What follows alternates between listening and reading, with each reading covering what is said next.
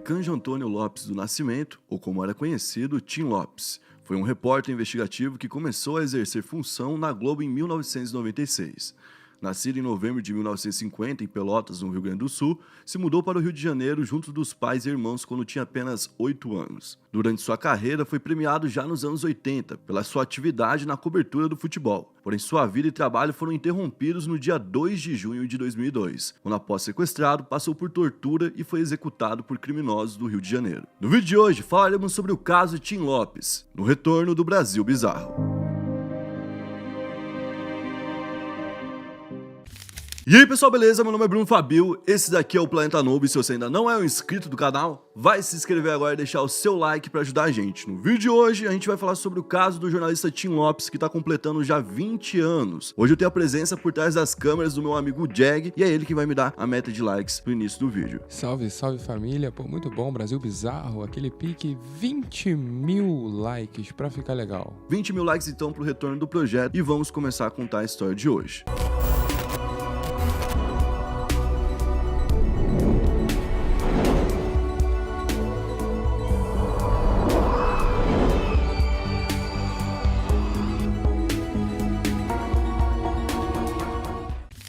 Tim foi o quarto filho de uma família de 12 pessoas e quando tinha 8 anos se mudou com os pais para o Rio de Janeiro, onde moravam na favela da Mangueira, onde ele inclusive teve muitas ligações com a escola de samba da Mangueira, chegando a escrever, para a escola de samba, sendo que quando ele escreveu para a escola de samba foi uma das primeiras vezes que notaram ali o dom que ele tinha para escrita. Naquela época as pessoas que eram liderança da Mangueira viram ali potencial nele e deu um pouco de credibilidade para ele na Mangueira e no Rio de Janeiro. Mas antes de trabalhar como jornalista, ele trabalhou muito pesado, sempre com muita dificuldade. A família dele, quando foi morar no Rio de Janeiro, foi tentar a vida num outro centro, vinha do Rio Grande do Sul e viveu numa casa muito pequena, uma casa com apenas 3 cômodos, tinha apenas 3 quartos ali, tinham 12 pessoas, realmente acaba sempre tendo que economizar e por isso o Tim desde cedo foi trabalhar independente do jornalismo, certo? Para correr atrás de fazer jornalismo, ele então entrou na faculdade Hélio Alonso, conhecido como Faixa, e ali ele começou a escrever para alguns jornais, onde ele queria uma vaguinha para poder mostrar o trabalho dele. Então ele escreveu para o jornal O Globo, o jornal O Dia e o Jornal do Brasil. Tim foi notado e conseguiu um espaço maior em 1995, quando seu primeiro trabalho grande foi feito para o Fantástico na Rede Globo. Nessa reportagem, ele colocou uma câmera escondida em um cooler e se posicionou como um vendedor de rua. As imagens foram mostradas para mostrar como que era o dia a dia ali na região do Rio de Janeiro, uma região que estava cada vez mais perigosa. E em uma das gravações, o Tim conseguiu flagrar ali uma cena muito forte, onde um grupo de jovens do Rio de Janeiro estavam na Avenida Presidente Vargas procurando alguma vítima para poder assaltar. O escolhido foi um taxista que foi ameaçado com um facão. No momento, cara, tinham várias câmeras da Globo filmando, porque era uma matéria do Tim, e tava filmando de todos os ângulos. Parecia até que era um filme, entendeu? Sim, sim. Só que aquela cena acabou da pior forma possível. O taxista puxou uma arma pra poder se defender, obviamente, puxou uma arma, apontou contra os caras que estavam ali com a faca, e o rapaz que tava com a faca se assustou então com a arma, foi andar pra trás, e nisso um ônibus veio lotado e bateu no cara, atropelou na hora, ele não sobreviveu. Tudo foi filmado pelo Tim. Inclusive, tudo foi transmitido também naquela época. A única censura que teve foi uma faixa preta colocada sobre o corpo dele. Então, veio duas características aqui muito fortes do Tim Lopes. Primeiro, ele fazia essas matérias de espionagem, sabe? De entrar no local, se infiltrar e mostrar o que ninguém mostra, e entendeu? Câmera escondida, Ele utilizava câmera escondida.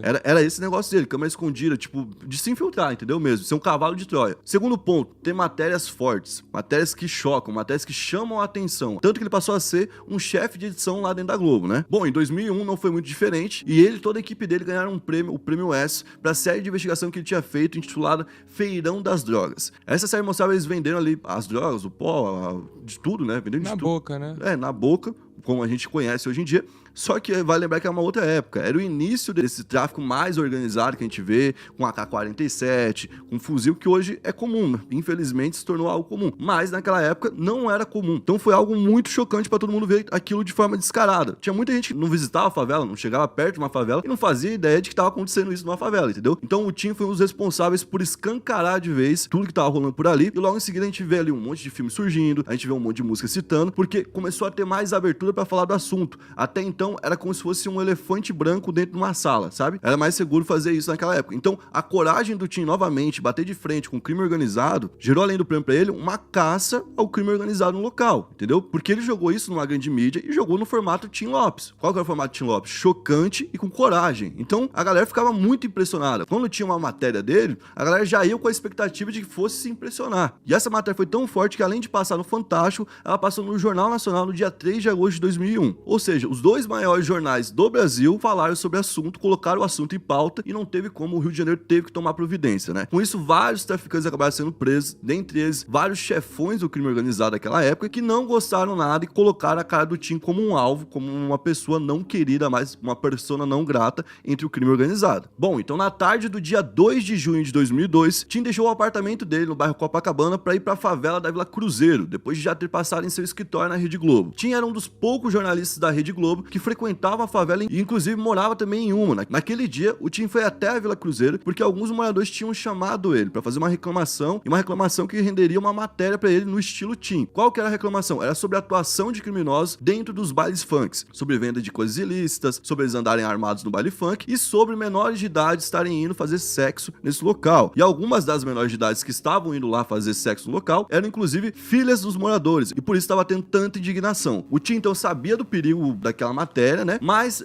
com essa revolta ali da comunidade, ele acabou aceitando e topando fazer essa matéria. O mais doido é que ele já não tava mais com aquele tesão ele mesmo de correr atrás disso, tá ligado? E tinha até chegado a comentar com os amigos próximos que ele tinha um desejo de ir embora do Brasil e morar em outro local, pegar um sítio pra viver e viver uma vida bem mais tranquila, porque ele não aguentava mais falar de tragédia. Como a gente falou, ele passou pelo escritório da Globo e ele deixou lá no escritório o celular, a carteira e a blusa social dele, pra que ninguém pudesse reconhecer o Tim Lopes. Se alguém, por exemplo, abordasse ele, visse a carteira, não ia estar lá o documento dele. Logo depois ele foi até o Shopping Penha, onde montou uma câmera escondida pra poder conseguir entrar no baile. A câmera foi escondida na cintura e ele tava meio que tranquilo, porque o baile tinha fama de ser grande e de ter muitas pessoas que vinham de fora da favela. Então, pô, ele era só mais um que tava por ali, não ia ser percebido, não ia ser notado, ia poder filmar tudo que acontecia no baile funk. Só que ele chegou na parte da tarde, muito antes do baile funk, né? Então, o que ele fez? Ele aproveitou já pra começar a filmar como que tava funcionando o tráfico por ali, parecido com o que ele já tinha feito naquela outra matéria dele que tinha ganhado o prêmio e tudo mais, lá no Complexo do Alemão. Ou seja, de novo, ele tava mexendo com crime organizado e, por coincidência ou não, era o mesmo crime organizado. Ele tava de novo prejudicando pessoas que já haviam sido prejudicadas por ele, entendeu? Bom, o Tim então, como tava ali tentando passar despercebido, foi até um bar, comprou uma cerveja e sentou na calçada do outro lado da rua do estabelecimento e ficou ali filmando traficantes que estavam passando pelo local. Uma criança foi até ele, achou que ele vendia alguma coisa, perguntou se ele tinha droga, ele falou que não, e aí a criança viu que tinha uma luz piscando na cintura dele. Ela saiu correndo, chamou os traficantes e avisou: ó, ele tá com uma câmera ali. O Tim então foi abordado por dois desses criminosos e confrontaram o que ele estaria fazendo ali. Ele falou que era um repórter da Rede Globo, mas ele não tinha como provar, né? Porque ele não tava com a carteira. Então ele foi espancado ali mesmo, enquanto os traficantes contatavam o chefe deles pelo rádio pra saber o que iam fazer com aquele cara, que era um X9 qualquer. Pra eles não era ainda o Tim Lopes, né? Foi quando o traficante Elias Maluco foi chamado pra falar o que fazer com ele e deu a ordem de esperar um carro buscá-lo pra levar o Tim lá pro Complexo do Alemão, onde ele já tinha feito aquela primeira matéria. Tim seria recebido como um troféu, já que ele tinha virado um desafeto muito grande do crime organizado local, né? Ele foi levado através de um Fiat Palio, que também era roubado, e foi colocado no porta-malas, depois de levar um tiro no pé ou nas pernas, não se sabe o certo, né? Mas ele já tinha levado um tiro ali. Então ele andou por 5 km no porta-mala até chegar num ponto final. Quando foi tirado do carro, ele foi reconhecido por outro traficante, um outro chefão que ele também tinha ajudado a colocar na cadeia com aquelas primeiras gravações. Ele foi transferido então para outro morro perto do local, chamado de Pedra do Sapo, e Tim foi levado para o alto do morro, onde foi amarrado em uma árvore, e ali então foi declarado seu fim. Uma das pessoas que estava presente no dia, em depoimento depois, disse para os investigadores que haviam mais de 20 pessoas no local, e 9 delas pelo menos teriam participado diretamente da execução do Tim. Essa parte final da vida dele aqui, onde ele já tá ali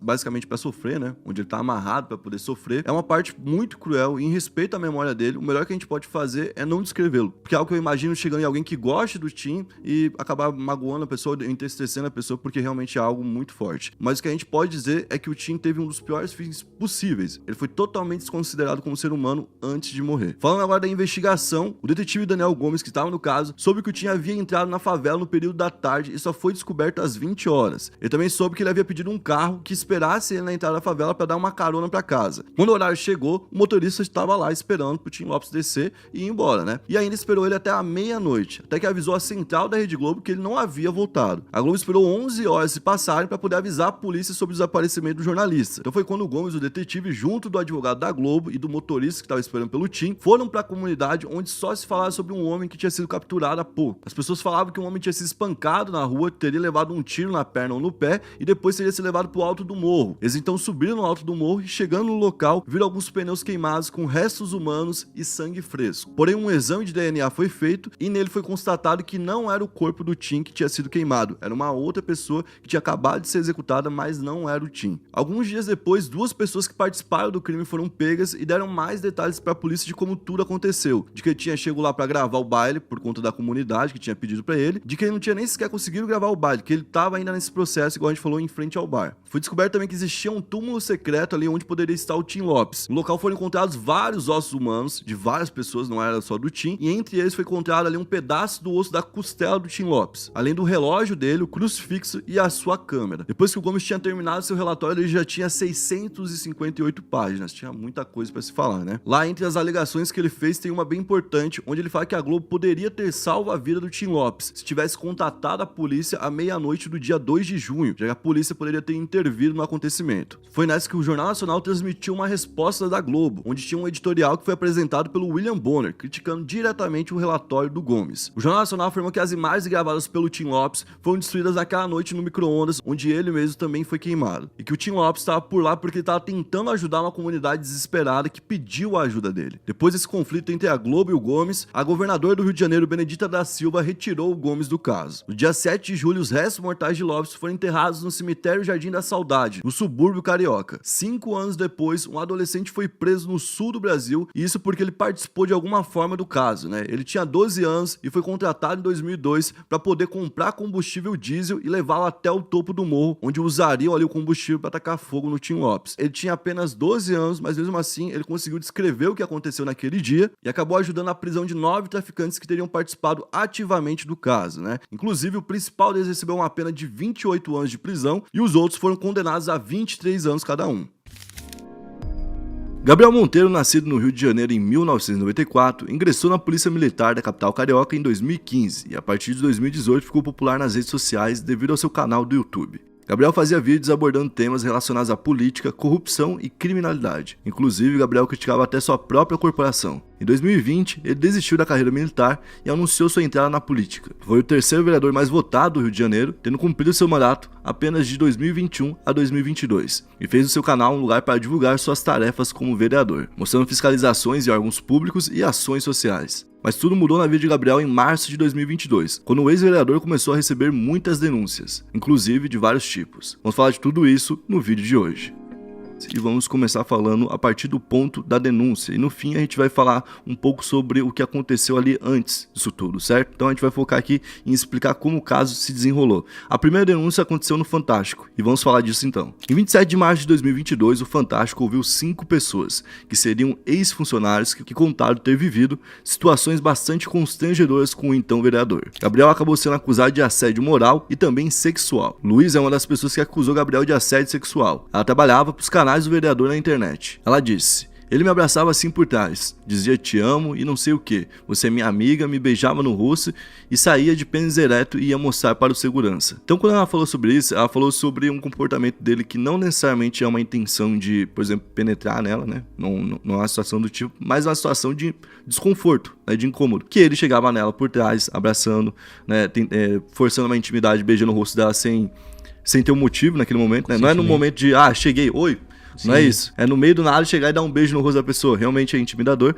E também o fato dele, tipo, sair constantemente com o pênis, igual ela falou, ereto, né? Indo até o segurança ou outras pessoas pra mostrar. E isso sem nenhum tipo de pudor, por exemplo, pelo menos na frente das mulheres. Tipo, não é que ele fazia isso somente com homens. Não, ele fazia com homens e fazia na frente de mulheres. Então ele teria cometido atentado ao pudor. Até porque outro funcionário que não quis se identificar disse que era obrigado a cumprir ali expediente na casa do Gabriel. Até aí tudo bem, podia ser um combinado entre eles, né? Mas lá ele falou que presenciou muito mais coisas ainda, né? Porque ele trabalhava com ele no gabinete e também trabalhava em casa. E aí em casa ele via essas coisas mais absurdas, né? Ele falou o seguinte: a gente ficava ali na frente e várias vezes ele foi na parte da frente da varanda da casa e em outros cômodos e mostrou o órgão sexual, se vangloriando do tamanho do pênis e se masturbando na frente de toda a equipe. É uma acusação que você fica até pensando um pouco o que se passa na cabeça do cara, né, de fazer uma coisa dessa, e que é bem sério, obviamente. Uma outra mulher que também não quis revelar a identidade afirmou que consentiu o início de uma relação sexual com o Gabriel, ou seja, começou a transar com ele, né, e tava tudo bem até então, mas que no meio do ato ela não quis continuar e ele forçou ela a continuar e então evoluiu para um abuso sexual. Ela falou o seguinte: teve um momento que ele usou força, me segurou e foi com tudo, me deixou sem saída. Eu pedindo pra ele parar e ele não respeitou, o momento que eu pedi pra ele parar. E a reportagem também mostrou ali que o Gabriel forjava cenas pros vídeos dele do YouTube, como por exemplo tiroteios, ou então até mesmo o momento onde ele estava ajudando uma criança, né, que mostrou que ele falava pra criança o que dizer pra câmera pra deixar aquela tristeza da criança ainda mais convincente. Não era nem que a criança não passava por aquele momento, mas ele fala assim: pô, você tá passando fome? Então fala isso, fala: ah, eu não tenho o que comer, que assim tu vai conseguir arrecadar mais. E aí tudo isso foi vazado ali por parte da edição dele, e o cara tava na mão então da Globo, né? Pô, nesse momento aqui, que foi essa primeira porrada do Fantástico, já serviu pra deixar ele muito incriminado, e na época ele não foi preso nem nada do tipo, mas ele já ficou meio que sem moral pra continuar trabalhando, porque o que ele tava fazendo nessa época? Vamos lembrar, ele tava com um vereador invadindo hospitais e coisas do tipo, e tentando desmascarar, por exemplo, pessoas que não trabalhavam, ou então alguns esquemas grandes dentro ali da política. Então, como ele estava sendo acusado de tanta coisa, ele teve que desviar o foco para poder se defender e parou com esse tipo de atividade. Mais ou menos nessa época aqui já. No dia 3 de abril de 2022, o Fantástico mostrou novas denúncias envolvendo o ex-PM. Outras 3 mulheres relataram histórias parecidas de relacionamento consentidos que acabaram em violência. Então aqui, cara, a gente teve logo em seguida o Fantástico de novo fazendo outra matéria mostrando mais mulheres que foram vítimas dele da mesma forma. A primeira mulher disse que em uma ocasião, antes de ter relação sexual, pediu que o Gabriel colocasse ali preservativo, camisinha, né? E ele se negou a usar, então ela falou que não queria transar com ele, porque ela exigia que usasse camisinha. Então ele forçou ela a transar com ele, sem camisinha, sem nada. E isso, obviamente, daí já é um abuso sexual. Outra mulher que denunciou ele disse que foi convidada para uma festa na casa do Gabriel, que ele convidou. E na época, ela foi pra festa, chegou lá, não tinha nenhuma festa. Foi só, tipo, algo pra ela poder ir pra casa dele. E ela falou que tinha uma outra mulher por lá e que viu o Gabriel brigando com essa outra mulher e espancando ela. Diz que espancou essa outra mulher na frente dela. E diz que essa outra mulher tava lá da mesma forma porque foi convidada pra uma festa que não existia. Então diz que depois de tudo isso, todo mundo tava com medo do Gabriel. E ficaram meio que na mão dele, né? Fazendo o que ele queria, pelo menos é a acusação dela. E então eles teriam comido um lanche, algo do tipo assim. E o Gabriel teria se acalmado, né? Ter ficado mais calmo. E aí chamou as duas pra poder fazer sexo a 3 com ele. Aí disse que ele falou pra ela: vamos pro quarto. Ela falou que não queria participar daquilo ali. Ela não tinha apanhado, a outra menina tinha apanhado. A outra menina, talvez com mais medo por conta disso, com medo de morrer, né? Chamou ela pra ir pro quarto, então, e ela também com medo acabou aceitando a situação. A terceira mulher falou que sofreu um abuso em 2017, então já um tempo antes, né? A gente tá falando de 2022, é de 5 anos atrás. Na época em que inclusive ele não era vereador, ele era PM ainda. Ela disse que conhecia ele porque frequentava ali as mesmas festas e tudo mais, e que um dia decidiram ficar. Então estavam ali saindo, depois decidiram ir pro carro dele, né? Que tava lá parado num estacionamento. E lá começaram a transar, até aí tudo bem, tava todo mundo gostando, tava todo mundo consentindo. Mas ela falou que em algum momento, do nada, ele começou a dar tapas, né, socos, e também tirou um celular para poder filmar ela, e que foi filmando o rosto dela e ao mesmo tempo filmava ali as partes íntimas, e que ela não queria aquilo e que começou a pedir para ele não filmar. Ele continuou fazendo e cada vez batendo mais nela, dando soco e dando tapa, e aí disse que começou a gritar muito, pedindo por ajuda ali mesmo no estacionamento. E então o Gabriel pegou a arma dele, colocou a arma no freio de mão, meio que para mostrar que tinha ali, né, uma arma, e ela fala que começou a se debater e que ele segurou ela, só que mesmo assim o Gabriel teria conseguido continuar a penetração, tudo sem camisinha. E ela também afirma que nesse momento, para poder controlar ela que estava se debatendo e gritando,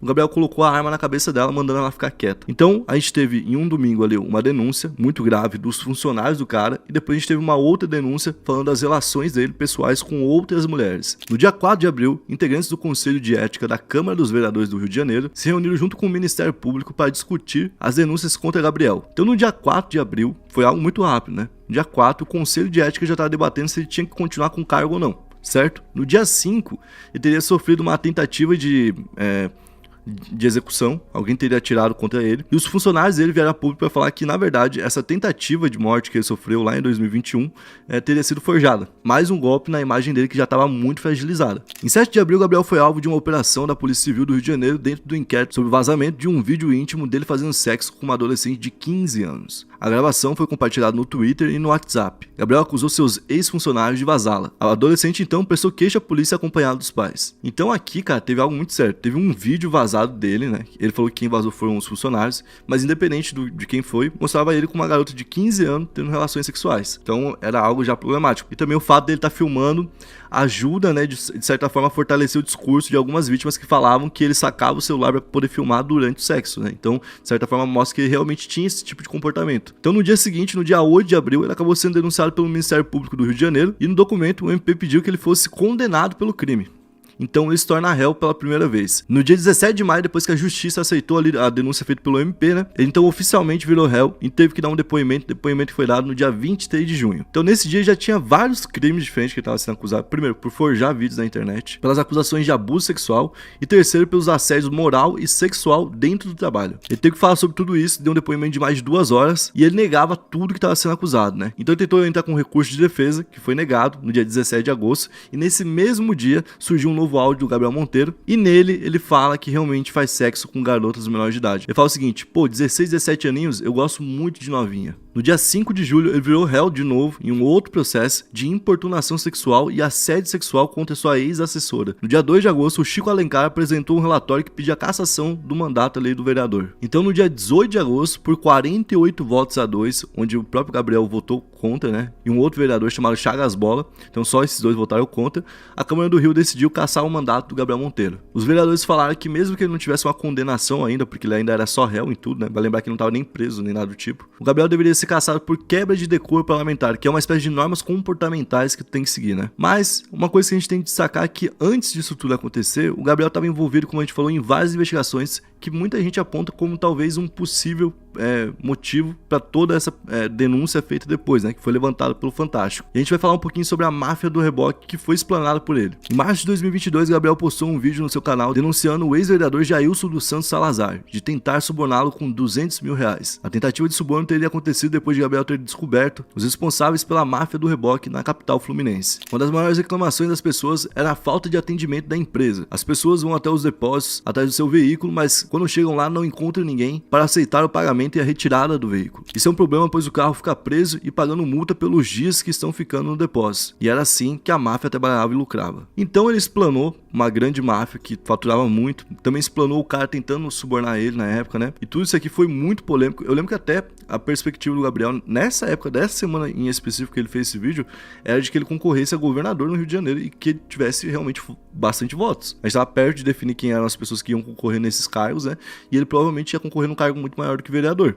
Pelo menos um deputado estadual ou então um deputado federal. E como a gente falou, esse caso, junto com outros ali, ficaram meio que abandonados depois que ele acabou sendo preso. Inclusive, a acusação que ele fez já foi arquivada pelo MP. Então, no dia 7 de novembro, Gabriel Monteiro foi preso depois de se apresentar na 77ª DP, que fica em Icaraí. A Justiça do Rio decretou, na época, a prisão preventiva dele. A prisão foi relativa a uma denúncia de crime que teria acontecido em julho. Atualmente, ele está no Bangu 8, e Gabriel sempre negou todas as acusações. Então, ele acabou sendo preso por uma acusação ali de abuso sexual, né, de uma garota que... Da mesma forma que tudo que a gente falou aqui, né? Ela foi com ele pra casa dele, ficou com ele, tava tudo bem até um certo momento. Ela também foi agredida por ele, se assustou com aquilo ali, com o tamanho da agressividade dele, quis ir embora, e no meio desse momento de tentativa de ir embora, ele tirou uma arma e apontou pra ela. E fez ela então ali ficar no lugar e fez sexo com ela forçado, por conta de intimidação. E esse seria o motivo pra hoje ele estar preso lá no Bangu 8. Mesmo preso e com toda essa história, muita gente dá valor ainda pra aquilo que ele fez antes ali, né? Que é o que a gente falou de explanar pessoas que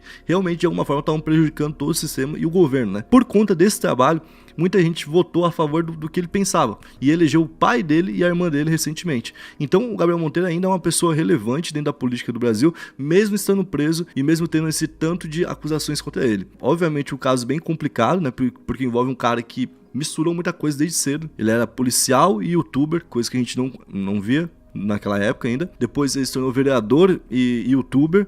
Depois misturaram um lado dele sexual que ninguém conhecia.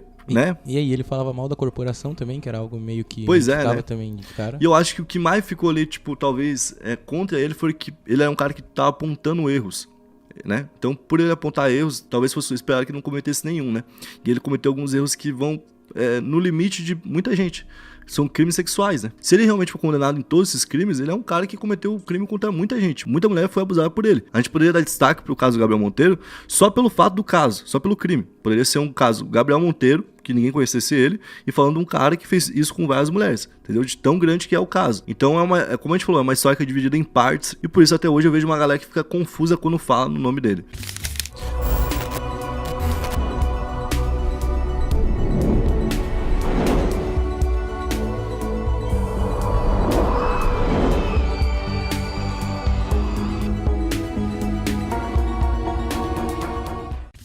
Bom, tudo começa envolvendo o Lindenberg, que é o cara que cometeu o sequestro e tudo mais. Inclusive foi o maior sequestro da história de São Paulo, o mais longo, porque ele durou 5 dias no total. Sim. Mais de 100 horas, né? Ele chegou a dormir nesse processo, então teve, tipo... É um tempo que é difícil você ver acontecer. Até teve uns especialistas que analisaram depois e falaram que o certo era no máximo ali até umas 9 horas. Isso ter acontecido. E eles deviam ter aproveitado as chances que tiveram pra bater ele, enfim, né? E aí, esse cara, ele era o ex-namorado da Eloá, que é a vítima da questão, né? A Eloá tinha 12 anos quando começou a namorar com ele. Bem jovem, né? Na época ele tinha 19 anos. Tinha 7 anos de diferença. A família não queria de início, proibiu um monte de coisa. Ele aceitou porque ele queria ficar com ela de qualquer forma. E aí a família abraçou ele, porque ele trabalhava em 2 empregos e tal. A família falou, pô, o moleque é trabalhador, não tem passagem, não tem nada. Apesar do irmão mais novo da Eloá falar que não gostava muito do cara, não gostava da fama que ele tinha na quadra, lá onde ele jogava. Tanto é que nas reportagens tudo falava, um menino trabalhador, bom de bola, não sei o quê. E ele ficava nessa quadra e o irmão da Eloá já tinha visto ele lá e falou, pô, esse cara não é tão legal. Tinha falado pra família, mas a família desconsiderou isso e aceitou o rapaz sem muito julgamento, né? A culpa também não é da família, obviamente. Claro. Mas o casal teve muitas brigas, eles ficavam terminando, voltando. E nisso, depois de um término assim que foi meio que pra valer mesmo, ele ficou muito revoltado, ele ficou mal da cabeça mesmo, e ele tava planejando fazer algo que fosse grande, tá ligado? Tanto que ele falou pros amigos dele nessa mesma quadra,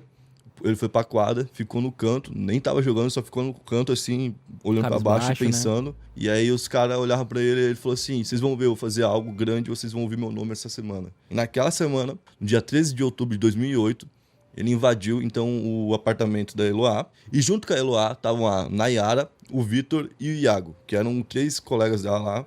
A Nayara era mais amiga. E o Vitor e o Iago só estavam por causa de um trabalho de escola. Sim. Tipo, deram azar. Aí ele chegou, fez todo mundo de refém, todo mundo ficou em choque, em pânico.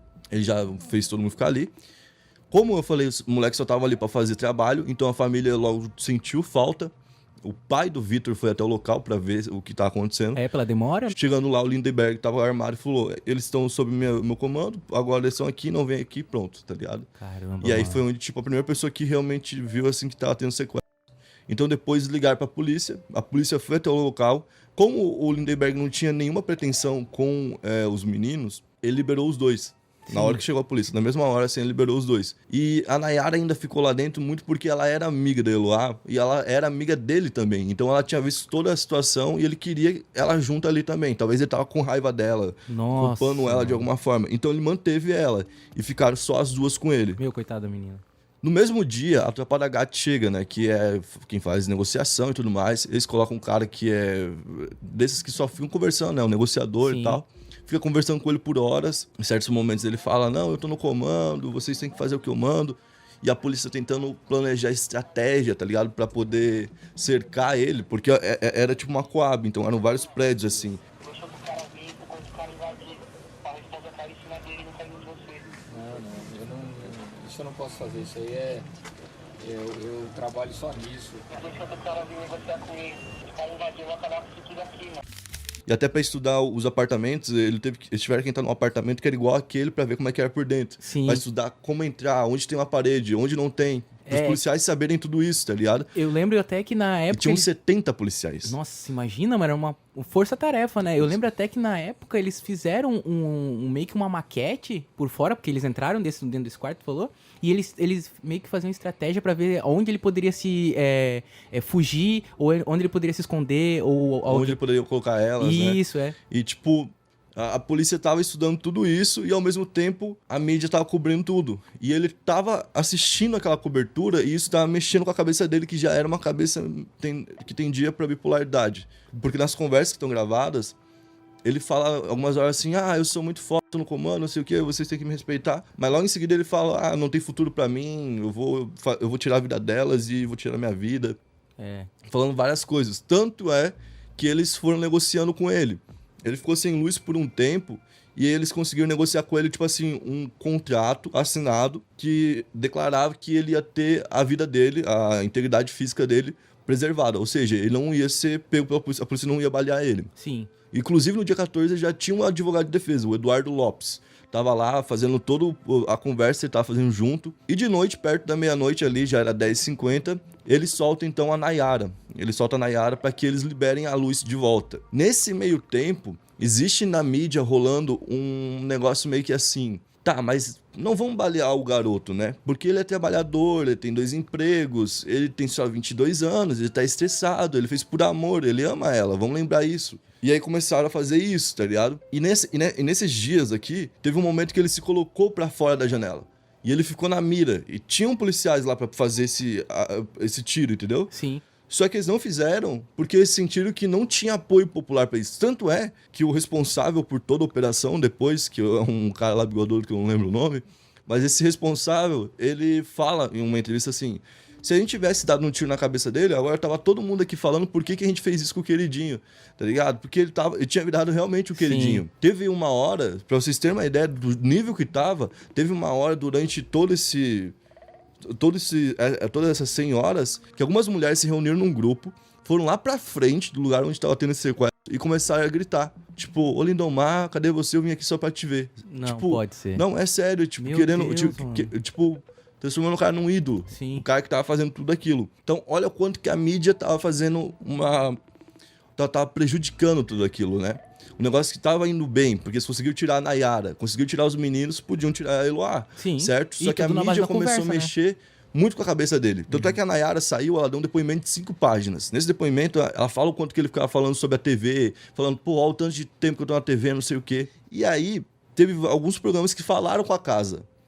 Quando eles falavam com a casa, que nem o Lindenberg, quando falou com a Sônia Abrão, ele não tava falando com o negociador lá, tá ligado? Então, sim, o negociador do Gato não conseguia falar com o sequestrador porque tava falando com a Sônia Abrão. E aí a Sônia Abrão falou com o Lindomar e falou com a Eloá.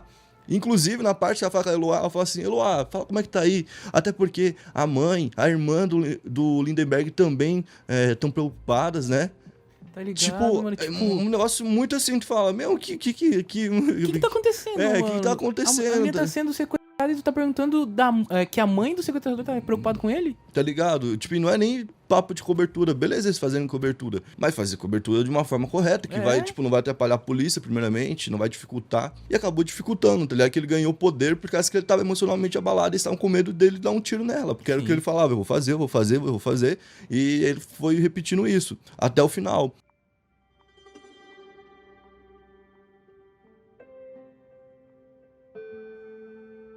Foi quando a polícia, então, no último dia, negociando ainda com ele até o final, a polícia, 4 minutos antes de explodir a bomba, antes de entrar, ainda tava falando com ele por telefone.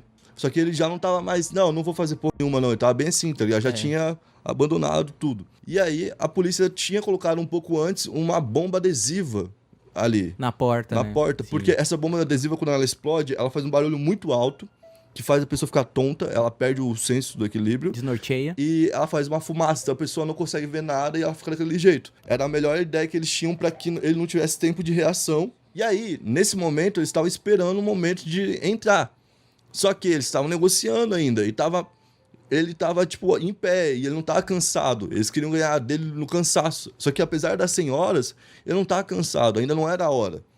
E aí eles ouviram um tiro que não aconteceu, tá ligado? Sim. E nesse tiro que não aconteceu, eles explodiram o local. O Lindenberg, vendo que eles iam entrar, deu um tiro na cara da Nayara, a amiga da Eloá, certo? E deu um tiro na cabeça da Eloá e também deu um tiro nas partes íntimas dela, tá ligado? Que é tipo um negócio Caramba, mano. Tipo, é simbólico, tá ligado? Sim. E aí a Nayara conseguiu sair andando, cara. Por um milagre ela não teve tantas complicações quanto poderia ter, né? Porque um tiro na cara, né? Oh. O Lindenberg foi pego pela polícia, foi levado embora pela polícia, então. E a Eloá saiu nos braços de um policial. Nisso, tem um dos policiais que tava lá, que dá pra ver ele, tipo, já sem capacete, sem nada, porque é a tropa de choque, então eles têm aqueles capacetes e tal. Ele tava sem capacete, ele tava com a mão na cabeça, assim, tipo... Como, tipo, perdemos, tá ligado? Perdemos o jogo, porque a gente ficou, tipo, 100 horas nesse jogo, todo mundo vendo, passando pro mundo todo, porque já tinha virado notícia internacional. Claro. E, tipo, não tinha adiantado de nada, tá ligado? Porque o cara tinha conseguido fazer o que ele queria fazer desde o início. A Eloá, então, foi levada pro hospital, né? Numa tentativa de salvar ela. E logo foi dada a notícia que ela tinha tido morte cerebral. Então, não ia ter chance mais, né? Foi bem triste essa parte. E a família teve uma posição muito consciente, fazer a doação dos órgãos dela. E logo de cara, uma mulher foi salva com um transplante de coração. Ela salvou essa pessoa e salvou mais 6 pessoas. Nossa, que bom. Então, 7 pessoas foram salvas por conta dela. No meio da tragédia, acabou acontecendo algo bom. O Lindenberg foi julgado, ele foi pro júri e tudo mais. E lá ele tentou usar como defesa que era algo passional e acabou não colando. Ele pegou 98 anos de cadeia por conta de 12 crimes. Ele foi julgado por 12 crimes e condenado por todos. São eles: 1 homicídio, 2 tentativas de homicídio, 5 cárceres privados, 4 disparos de arma de fogo. Então, 12 crimes que ele foi condenado. Como a pena máxima da época era 30 anos, a pena dele foi baixada para 30 anos. Agora, como aumentou para 40, a pena dele está em 39 anos e 3 meses. Então, ele tem um bom tempo ainda para ficar na cadeia. E nesse trajeto que ele foi pego e ficou preso e detido esperando o julgamento, teve uma situação que aconteceu que a polícia espancou. Entendeu? A polícia, provavelmente motivada pelo ódio todo, pai e tal, que tava rolando, né? Por causa de tudo que ele tinha feito. A polícia espancou ele e foi gravado um vídeo disso. Além da polícia espancar ele tava com a cara assim, toda esfolhada, toda ferrada mesmo. E ele tava pelado, tá ligado? Com algemado pra trás, assim. E ele tava dando depoimento dessa forma. E falaram que era muito humilhante, pá, que tem os direitos humanos e tudo mais. E a polícia até teve que responder por isso. E tentar descobrir quem que tinha vazado esse vídeo de dentro da própria corporação. E a Folha de São Paulo, na época, falou que quem tinha vazado eram 4 policiais que juntos pediram 50 mil reais. E eles receberam 50 mil reais pra vazar esse vídeo. Então, deu uma treta do caramba ainda. Por conta dessa prisão e dessa agressão e tudo mais. Em contrapartida, o velório da Eloá tinha 40 mil pessoas lá. Tinham 40 mil pessoas pra ver uma menina que ninguém conhecia antes. Sim. Que não tinha nenhuma motivação real pra galera estar lá, tá ligado? A galera tava lá querendo passar uma energia, talvez, ou por curiosidade de ver aquela mina que tava na TV esse tempo todo. Foi um negócio meio zoado tudo que aconteceu, tá ligado? Tipo, alguns podem ter sido até ajudar a família, a intenção pode ter sido boa, entendeu? Mas quem colocou lá que é foda. Tem um cara que ele é ex-integrante do BOP e ele é sociólogo, chamado Rodrigo Pimentel. Ele falou pro Terra, o portal Terra, ele deu uma entrevista falando sobre o caso. E ele criticou a mídia brasileira, ele citou a Rede TV, a Rede Record, a Rede Globo, e falou que elas foram irresponsáveis e criminosas, e que o Ministério Público de São Paulo tinha que processar eles, junto no caso, para colocar como culpados, né? Então, teve tudo isso aí rolando, você vê que o caso não foi só o que aconteceu dentro do apartamento, teve todo um entorno muito grande. É muito difícil você opinar, né? Porque, no final das contas, tudo é menos importante do que a Eloá não tá viva, né? Sim, que é o mano. final disso.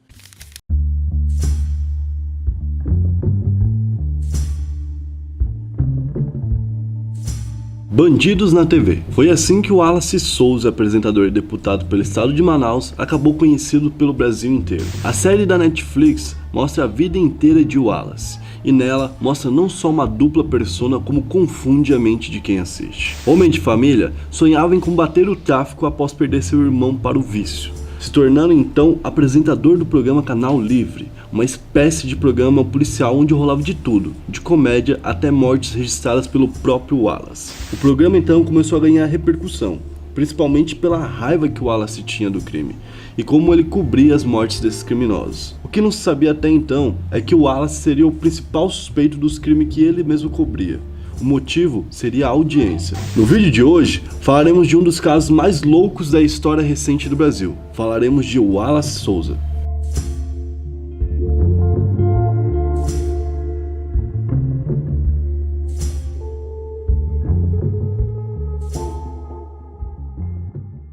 Francisco Wallace Cavalcante de Souza, esse é o nome de Wallace Souza, era conhecido somente como Wallace Souza, né? Ele nasceu no dia 12 de agosto de 1958, então uma pessoa que já é um pouco mais antiga, né? E nasceu em Manaus e cresceu ali mesmo. Ele logo na infância teve uma convivência bem agitada por conta do número de irmãos que ele tinha bastante irmãos, que eram Marlúcia, Ulisses, que faleceu depois por causa do uso de droga, certo? O Carlos Souza e o Fausto Souza. O Carlos Souza e o Fausto Souza trabalharam com ele. A irmã dele, a Marlúcia, não trabalhou, mas convivia com ele sempre. Tanto é que ela vai aparecer uma vez ou outra aqui no roteiro, certo? Então ele conviveu com eles e sempre foi muito apegado. Mas, como eu disse, ele acabou perdendo o Ulisses, o irmão, para as drogas. Então em 1979, ele já era convicto do que ele queria fazer. Ele queria ser um policial. Ele queria ingressar na polícia para ir atrás dos traficantes e, ir atrás de resolver isso, né? Que ele achava que tinha uma pendência. Então em 1979, foi quando ele ingressou na polícia e começou a ser policial. Mas em 1987, 8 anos depois, ele acabou sendo expulso da corporação. Isso porque tinha uma suspeita sobre ele de desvio de combustível de dentro do exército. Então, ele tava fazendo algo errado e aí ele foi expulso da corporação. O Wallace Souza disse que isso nunca aconteceu e desmentiu a conversa.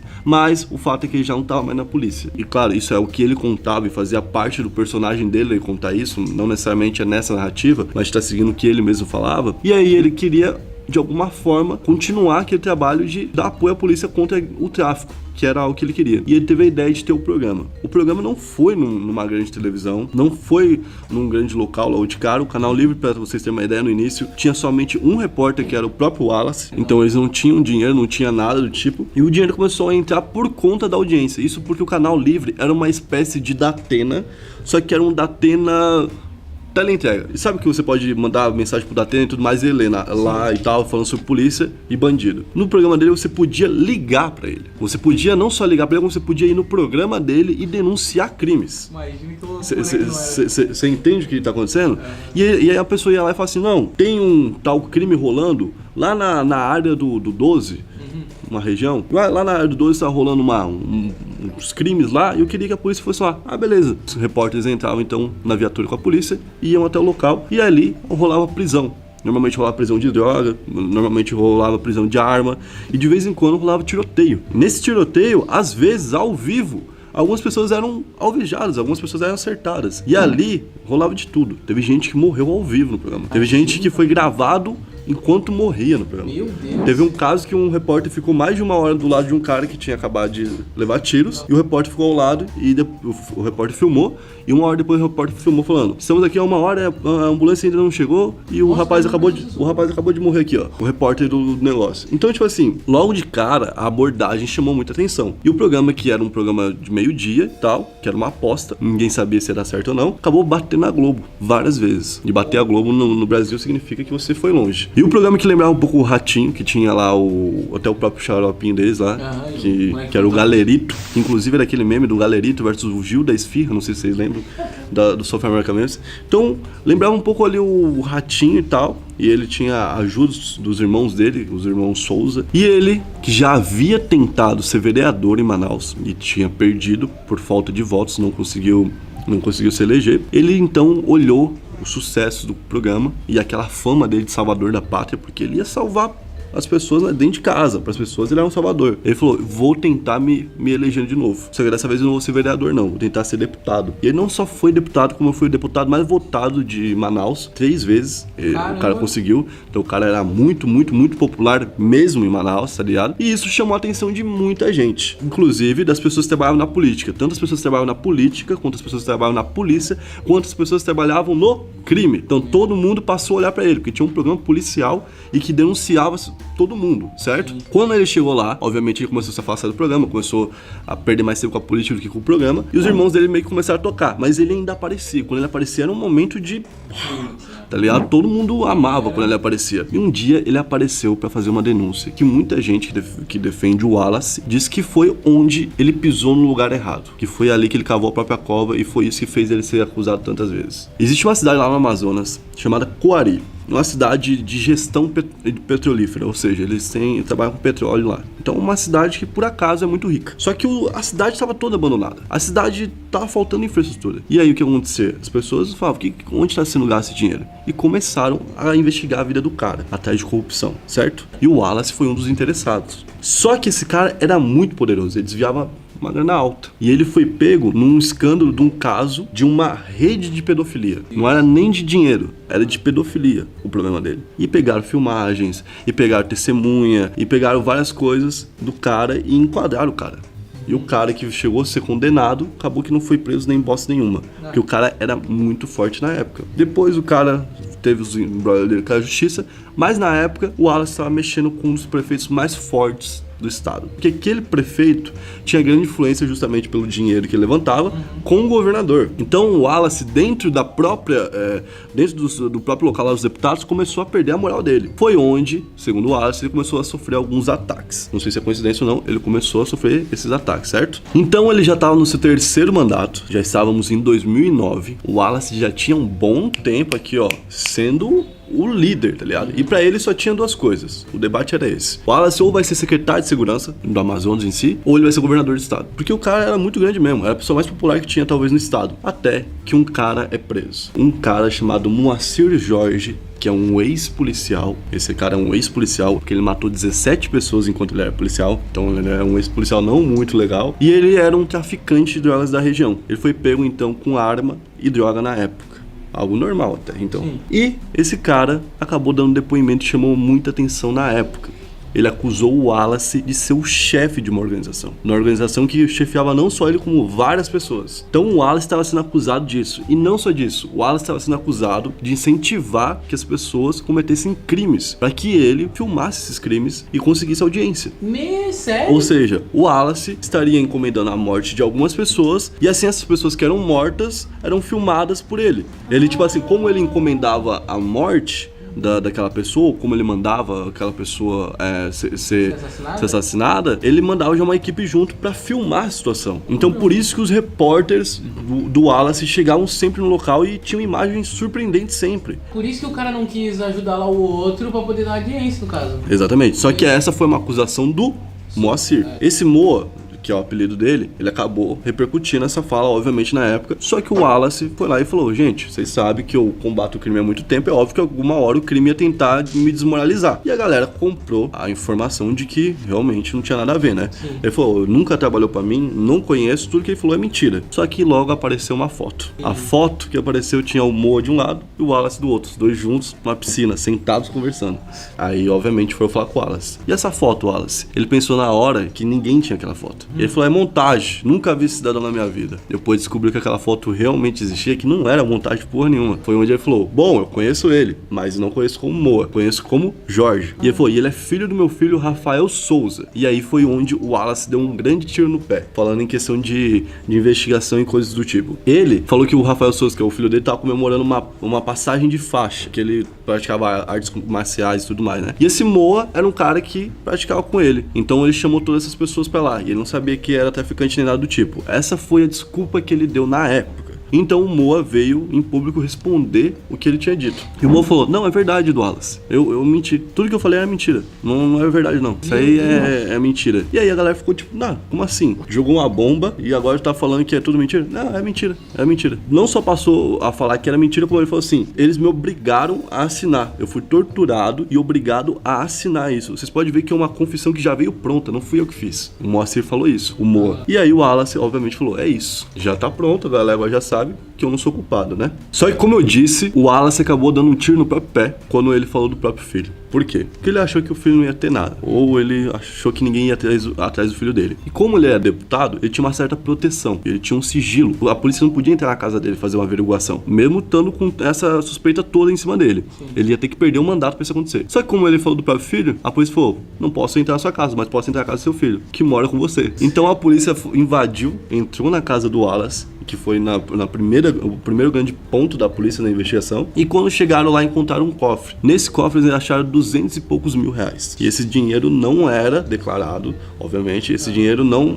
Eles não sabiam de onde era esse dinheiro. E aí já começaram a falar: opa, de onde que ele tem esse dinheiro? A gente sabe que ele tem dinheiro, sabe que ele é rico. Mas de onde que ele tem esse dinheiro que não tá declarado e tudo mais do tipo? Será que o Moa não tá certo? Então acharam um outro guarda-roupa na casa. Nesse guarda-roupa, esse guarda-roupa que tava trancado, era do Rafael. O Wallace perguntou pro Rafael: tem alguma coisa aí dentro? O Rafael falou: não tem. E a polícia falou: então a gente vai abrir. Aí ele falou assim: não tem a chave pra abrir. O com o guarda-roupinha, né?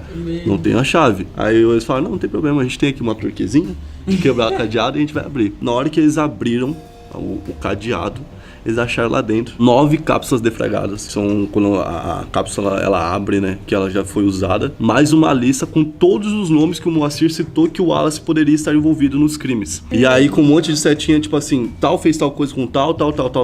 Uma lista meio que explicando tudo que tinha acontecido. Além disso, acharam uma lista com várias armas escritas e em quantidades. A polícia, um tempo depois, ainda fez uma apreensão de um cara que poderia estar envolvido nessa tal facção de Wallace, que por enquanto ainda é hipotética, certo? E essa apreensão que eles fizeram tinha várias dessas armas que estavam na lista. Então aumentou a suspeita sobre o Wallace. Falaram, epa, não é tão simples assim. E o negócio fez um burburinho tão grande que na época, essa investigação que era pra durar, sei lá, uma manhã, no máximo, durou o dia inteiro. Os caras passaram o dia na casa do Wallace. Isso porque o Wallace falava, vocês não podem fazer isso. Vocês não podem vir aqui, entendeu? E aquela gritaria chamou a atenção da imprensa e a imprensa toda foi pra frente do cara, da casa do cara, certo? E o Rafael saiu dali algemado. Além de sair algemado, ele passou mal, então ele saiu algemado dentro de uma ambulância. E pro Wallace proteger a imagem dele, do próprio filho, ele pediu que os seguranças colocassem lençóis em volta do local pra ninguém conseguir fazer nenhuma imagem do filho. Só que os repórteres foram, obviamente, filho da puta, e foram lá, baixaram, fizeram o que tinha que ser feito e tiraram foto. E enquanto eles tiravam as fotos e filmavam, eles falavam, e aí? É legal filmar as pessoas que estão de perto assim? É a sua vez de aparecer na TV agora. Seu pai fazia isso, bem feito, tá ligado? As pessoas começaram a falar isso. Quando o Rafael foi preso, aconteceu uma coisa muito importante. O Moa, que tinha falado, que tinha sido o Wallace, desmentiu o negócio, voltou atrás de novo e falou, não, aquilo lá aconteceu porque o Dr. Wallace, que era o meu patrão, ofereceu 5 mil mais advogado pra gente, pra mim e pra minha esposa, pra gente falar aquilo, né? Pra tirar de cima dele a culpa na hora. E a gente ter acesso a um advogado. Mas na verdade nada daquilo aconteceu. Eu não fui torturado nem nada, aquilo tudo é verdade. E a mulher dele confirmou isso. E aí foi onde até os delegados começaram a ver que poderia ser real. Um delegado chamado Ivanilson Cavalcante falou o seguinte: o Canal Livre na verdade era uma grande fachada. Eles tinham acesso a informações e chegavam primeiro ao local justamente porque eles cometiam esses crimes. Eles tinham apenas preocupação diária com altos índices de audiência. E para ter audiência, nada melhor do que ter o crime em primeira mão. É uma coisa surreal provocar mortes para ter audiência. Então o cara afirmou. Isso é um delegado que tava lá. Ele afirmou que realmente eles faziam isso. Aí o Wallace já tava meio sujo na época, né? Isso aí foi de 2008 para 2009. 2009 foi o ano realmente derradeiro para ele de queda final. O Wallace, que já estava envolvido com um traficante grande, o Moa, apareceu envolvido com outro traficante, um cara chamado Frankzinho da 40, que era também um traficante lá da região e que tinha uma fama muito grande. Isso porque quem deixava ele famoso? Quem metia o pau nele na TV? O Wallace Souza. E o Wallace jamais andaria com uma pessoa assim, certo? Se não fosse o Frankzinho se precaver e tirar fotos. Ele pediu pra alguém ir com ele na reunião que ele teve junto do Wallace tirar fotos, porque ele poderia usar isso contra o Wallace em algum momento. E ele foi lá e falou que o Wallace tinha sim envolvimento com crimes. Isso era pra matar 2 traficantes do local também, Bebeto e Bebetinho. Bebeto era o pai, Bebetinho era o filho. Eles eram 2 traficantes, eram traficantes temidos até na época, tá ligado? E o Rafael, filho do Wallace, conheceu o Bebetinho. E ele sabia que o Bebetinho ganhava muita grana com o tráfico. E ele roubou essa grana do Bebetinho. É isso que a polícia fala. E essa grana que tinha lá dentro era de qual valor? 200 e poucos mil. Exatamente o valor que tava onde?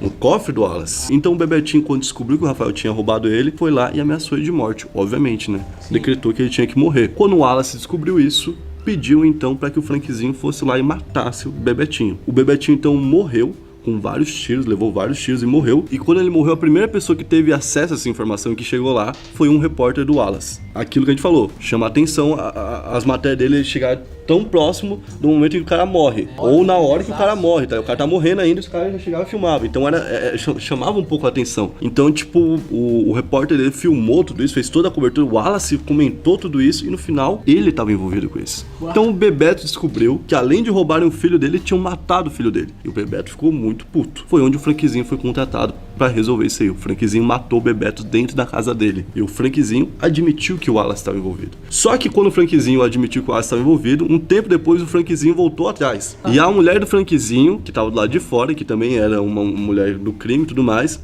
ela falou que, na verdade, eles tinham sido ameaçados e que por isso eles tinham que falar aquilo do Wallace, que tinha alguém querendo fazer uma perseguição com ele, política. Então, ele seria injustiçado. E um tempo depois, essa mesma mulher falou que tudo que ela tinha falado era mentira. Todo testemunho valia de nada, no final das contas, pra polícia. E a polícia estava cada vez com mais raiva, mas já tinha uma certeza. O Wallace tinha foto com 2 traficantes. Por quê? Se ele era tão contra o crime. Por quê?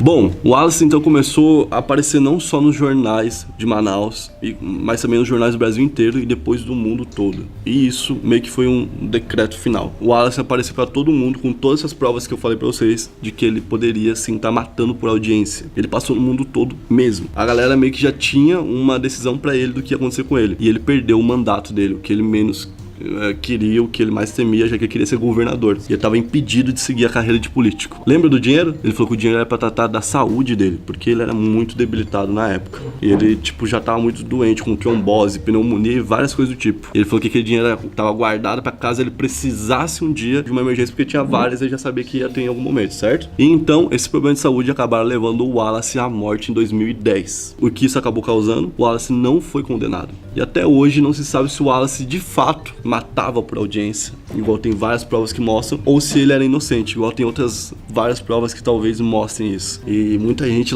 lá de Manaus realmente acredita nisso. Mas pela série, pelo tanto de dado que você vê lá, você acaba vendo que realmente parece que foi ele que fez mesmo, tá ligado? Foi ele que fez. O Wallace nunca foi condenado, mas seu filho foi. Pegou 9 anos de cadeia. E o mais doido é que o filho dele foi, e as outras pessoas que estavam envolvidas no assassinato, que era o Moa e mais um, acabaram não sendo condenados. Só o filho dele. Ficou parecendo até que foi uma forma de condenar o Wallace. Você morreu, mas seu filho vai ficar condenado. E o filho dele acabou sendo condenado. O Moa, que não foi condenado, acabou continuando na cadeia, porque ele já tinha outras condenações. Sim. Em 2017, quando teve todas aquelas quedas das cadeias lá no norte, que a gente lembra, de Alcaçuz e tudo mais, uma das cadeias acabou sendo invadida por várias pessoas no momento de visita, e aí o Moa, que tava lá dentro e que já tinha caguetado muita gente, porque ele caguetou muito crime, era um dos alvos da galera da cadeia. E a galera da cadeia foi até a cela dele e tacou fogo nele, vivo. Então ele morreu queimado vivo. O Frankzinho, que foi o outro que caguetou ele, o outro traficante, apareceu do nada um dia. Ele apareceu nas notícias, todo mundo viu o Frankzinho de volta. Cadê o Frankzinho que sumiu?